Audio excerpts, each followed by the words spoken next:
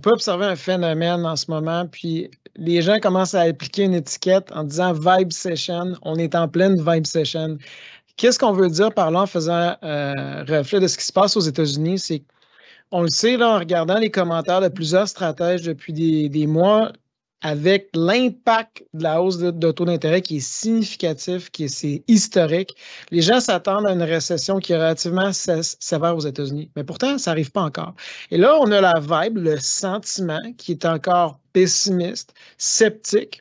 Mais quand on regarde les données, l'économie va relativement bien. À un point tel que moi, je dirais, lorsqu'on va déballer les chiffres dans les prochaines minutes, je me dirais, qu'est-ce qu'il aurait fallu qu'il aille mieux pour que le sentiment change? J'en ai aucune idée parce que jusqu'à présent, l'économie, il faut l'admettre, est relativement forte, puis beaucoup plus forte que tout le monde l'avait imaginé.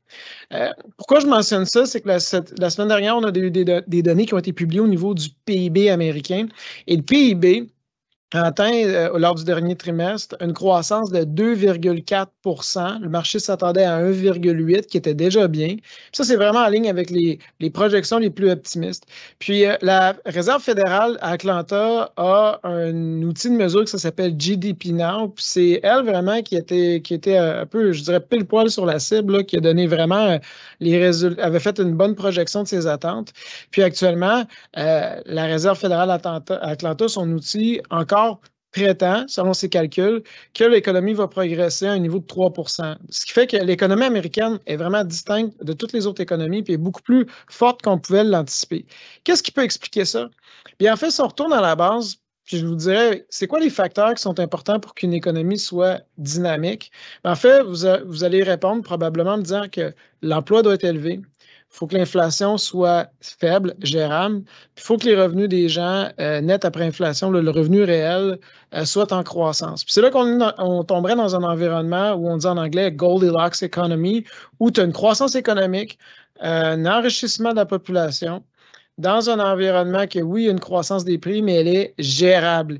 Et ça c'est le principal facteur qui va amener une économie développée à croître parce qu'une économie développée dépend principalement de son consommateur, comme nous au Canada, puis aux États-Unis. Donc, on va regarder c'est quoi la température sur chacun de ces points-là, puis où on en est aux États-Unis au point de vue de l'économie. En fait, si on regarde le pourcentage d'Américains qui ont un emploi, là, le trait ici sur le tableau qui est bleu marin, on voit vraiment qu'on est à un niveau qui est relativement satisfaisant, mais quand on regarde sur des données passées en termes nominaux, c'est bien. Mais ça n'a pas été aussi bien que ça a été dans le passé. Par contre, si on ajuste ces chiffres-là d'une manière qui est adéquate, c'est de prendre le bassin de la population qui peut travailler. Donc, on le sait, on a un vieillissement de la population, un changement démographique. Si on prend dans le calcul tout le pourcentage de la population, puis on inclut les retraités qui sont tout le temps en croissance, bien, ça ne donne pas des chiffres réels. Donc, ici, le trait qui est bleu plus pâle va faire le calcul en prenant le bassin de travailleurs réels qui peuvent participer à l'emploi. Puis là, on va regarder le taux de chômage pour vraiment comparer des pommes avec des pommes. Et on peut voir vraiment qu'en ce moment, on atteint un niveau record où le bassin d'emploi, où les personnes qui peuvent travailler, travaillent. En fait, actuellement, pour chaque chômeur, il y a 1,6 postes ouverts pour eux autres. Il faut vraiment remonter à l'époque là, où on avait vraiment, à la fin des années 90, une effervescence économique pour trouver vraiment un marché aussi fort d'un point de vue de l'emploi. Puis ce que ça fait, puis on va revenir après avec les salaires, mais c'est que si tout le monde travaille, tout le monde gagne un revenu compétitif dans cet environnement-là où c'est difficile de trouver puis conserver du talent, bien, ces gens-là ont quand même des revenus en leurs mains. Puis dans le monde qu'on connaît, on disait, bien, il va y avoir une hausse fulgurante du taux hypothécaire, du coût d'emprunt, il devrait avoir des défauts de paiement. Mais ce qu'on voit, c'est que les gens peut en périphérie réduire certaines consommations discrétionnaires, comme on a vu entre autres là, la dépense de biens durables baisser, pour se concentrer sur des dépenses qui sont importantes, comme le paiement de son hypothèque. Et curieusement, malgré la plus grosse hausse au niveau de la délinquance, au niveau des prêts hypothécaires aux États-Unis, ben, on n'en voit pas. Pour différentes raisons, pour la raison que je viens d'expliquer. Mais il ne faut pas oublier qu'aux États-Unis, bien des propriétaires de résidences qui ont une hypothèque peuvent fixer leur taux pendant 30 ans. Donc, tous les achats passés avant la hausse de taux d'intérêt qu'on observe Ça a été fait à des taux inférieurs qu'on observe aujourd'hui. Puis ceux qui font des achats aujourd'hui peuvent le faire en se qualifiant avec les nouvelles données. Donc, ce qui fait que, à la surprise de plusieurs prévisionnistes, la délinquance au niveau de l'hypothèque est plus basse qu'on l'a anticipé. L'autre point aussi, c'est, tantôt je parlais, il y a l'emploi, mais maintenant, il y a l'inflation. Et on observe, il y a des données qui viennent d'être publiées, mais la variation mensuelle des dépenses des consommateurs américains a augmenté de 0,2 le mois dernier. Si on annualise ça, ça donne un taux de 2,4 qui peut laisser présager justement que ça va aider justement à calmer le jeu au niveau de l'inflation. Parce que comme j'ai mentionné, le consommateur est super important. Puis, en fait, on a eu les données au niveau des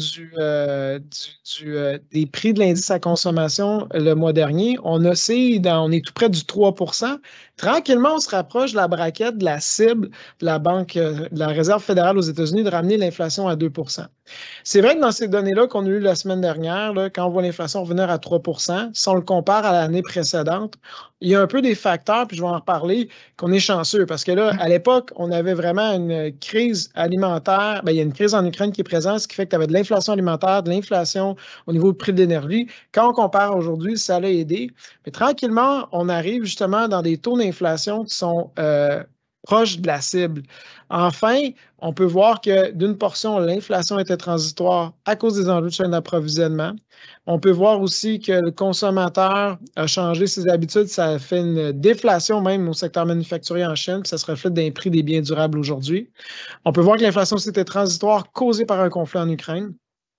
Et aujourd'hui, on peut voir encore certaines baisses. Si vous avez écouté ma chaîne YouTube depuis quelques temps, quand je parle d'inflation, tu as l'inflation des biens, mais tu as aussi l'inflation dans le service. Puis dans l'inflation dans le service, le plus gros facteur qui a influencé dans les derniers temps, c'était les loyers. Parce que dans la mesure du calcul de l'inflation aux États-Unis, on prend les baux, les loyers moyens.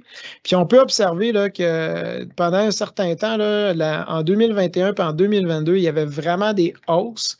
Mais là, on voit un ralentissement dans la cadence, ce qui fait que si on compare à l'année dernière, l'inflation au niveau du logement est revenue nulle, ce qui fait qu'on le sait dans l'amont que probablement les chiffres vont être encourageants à venir. Donc ça aussi, c'est une autre bonne nouvelle. Puis, il y a différentes manières de calculer. Moi, il y a un site qui s'appelle Trueflation. C'est une source de données. Ce n'est pas sur la seule que je vais m'appuyer. Puis, quand j'ai investi, ce n'est pas sur ma capacité de prédire l'avenir, de faire des projections, mais je prends en temps réel les données. Et ce qu'on voit que entre l'inflation qu'on observe autour de 3 puis les projections, que ce soit de la part de diverses sources, on se rapproche de plus en plus vers la cible. Donc, ça se peut que le scénario d'atterrissage en douceur s'effectue. Le dernier point que je vais parler aussi, c'est les revenus réels. Ça, c'est important parce que si les gens ont des hausses de salaire, mais que l'inflation est supérieure à leur salaire, ben les gens s'appauvrissent. On l'a vécu l'année dernière avec l'inflation qui était galopante. On en est où aujourd'hui? On peut voir, si je prends le bassin complet d'employés, là, avec le trait rouge ici, on revient dans des normes qui suivent la tendance pré-COVID. Mais le point que je trouve le plus encourageant, puis c'est un petit peu un défi de le discerner ici, mais c'est qu'on voit, en anglais, on appelle ça upward mobility, c'est qu'est-ce qu'on veut? On veut que les gens gagnent plus cher, mais on ne veut pas que ce soit juste une strate de la population, mais on veut que ce soit tout le monde. Mais si on regarde le dernier quartile des gens les moins rémunérés, c'est entre autres eux qui ont la plus grande hausse de salaire. Et là, on voit, par exemple, des employés qui n'ont pas de rôle de supervision, qui ne sont pas des cols blancs, mais des cols bleus. Entre autres, par exemple, avec tout l'investissement qui se fait dans le secteur manufacturier, on a besoin de main-d'œuvre. Bien, ces gens-là ont une hausse de salaire qui est nettement supérieure au taux d'inflation, puis même plus rapide qu'à l'ensemble de la population. Donc, ce que ça va donner, en fait, c'est que ça crée un enrichissement et c'est pour ça que le consommateur est aussi résilient. Puis c'est pour ça que malgré la hausse de taux d'intérêt, on voit une consommation qui se maintient encore aujourd'hui. Dernier tableau que j'ai pensé vous partager par rapport à ça, c'était quand on fait la combinaison. Tout à l'heure, je parlais, il y a beaucoup de gens qui participent au marché de l'emploi à un niveau record. Puis si j'ajoute à ça, c'est quoi leur augmentation de salaire net après inflation? Bien, il faut retourner seulement aux années 90, là, à la fin des années 90, pour trouver le genre d'environnement qui était vraiment à l'avantage du consommateur. Donc, si je reviens là avec les données, c'est que malgré ce qui s'est passé, l'emploi est très bien, l'inflation commence à se contrôler, puis les revenus réels sont vraiment en hausse. Ça, c'est des facteurs hyper clé pour voir si une économie est bonne. Puis c'est là qu'on comprend pourquoi que le PIB des États-Unis a été 2,4 au-dessus des attentes au dernier trimestre. Ce qui a causé ça, il y a multiples facteurs. Il faut l'avouer, il y a le hasard qui fait partie de ça. Ça fait toujours partie de l'équation, positif comme négatif. Mais il ne faut pas oublier que dans les facteurs d'inflation, on a vu, entre autres, là, la facture énergétique, entre autres le pétrole, ça a des ramifications inflationnistes partout. Puis le baril de pétrole a baissé, puis ça peut être, on observe là, une augmentation du prix du baril de pétrole, puis ça pourrait se maintenir parce que faut pas oublier que finalement, durant le conflit en Russie, le baril de pétrole avait grimpé en 2022 parce qu'on disait les Russes ne pourront pas vendre leur baril de pétrole, mais finalement, ils ont réussi à le vendre, ce qui fait que l'inventaire l'offre était quand même davantage plus élevée qu'on l'avait anticipé. L'autre point, j'ai parlé récemment, la Chine avait une politique zéro COVID qui leur crée des problèmes. Les gens consomment moins de biens durables, il y a une déflation dans le manufacturier, puis ils vivent un gros enjeu au niveau de l'immobilier. Ça fait que ton plus gros consommateur de matières premières puis d'énergie dans le monde, ben, il était sur pause l'année dernière. Ça a amené le baril de pétrole à baisser. Ça ne sera pas le cas dans les prochaines années. Puis finalement, ce qui fait qu'on pourrait voir quand même une inflation plus persistante d'entre autres les matières premières. Puis il y a d'autres facteurs, comme j'ai parlé dans d'autres vidéos, de décarbonisation, ce qui fait que ça peut avoir des ramifications inflationnistes. Donc, l'inflation revient vers sa cible, mais il ne faut pas crier victoire trop vite. Peut-être la nouvelle réalité, c'est une inflation légèrement plus haute qu'on a connue. Par contre, comme j'ai mentionné, les gens gagnent relativement bien leur vie, puis peut-être peuvent vivre avec cette réalité-là qu'on a connue au début des années 2000. L'autre point, par contre, il faut rendre ce qui appartient à César, là, littéralement, je parle de politique ici, c'est que, la résilience économique américaine a encore été démontrée, l'esprit d'entrepreneuriat était très présent, l'économie va bien, mais moi, je fais référence surtout aussi que la politique monétaire, quand Jérôme Powell il a été critiqué, qui mentionnait que l'inflation était transitoire en partie, c'était pas faux. Sa stratégie jusqu'à présent, ben, il livre la marchandise. Comme je disais, je ne sais pas ce que le monde voudrait de mieux comme données pour être plus optimiste. Jusqu'à présent, l'exécution est relativement bonne. Faut l'admettre que ça a été quand même, c'est pas évident comme rôle que ces gens-là ont au niveau des banques centrales. Puis finalement, on a eu un cafouillage au niveau du secteur des banques régionales. Puis on n'en parle pas. On n'en parle pas pourquoi? Parce qu'il y a différents départements aux États-Unis, mais entre autres celle du Trésor américain dirigé par Janet Yellen, qui ont vraiment rapidement colmaté la brèche. Donc, tous ces facteurs-là, pourquoi j'en parle, c'est qu'entre le sentiment et les données, il y a un grand écart. Puis les données, ce qu'ils nous disent, c'est que la situation est moins dramatique que plusieurs l'ont imaginé, puis l'imaginent encore aujourd'hui. Il y a encore des défis, mais au bout de la ligne, ça se peut qu'on tire bien notre épingle du jeu, malgré toutes les anticipations négatives qu'on peut encore sentir de la part des investisseurs. Je vous remercie.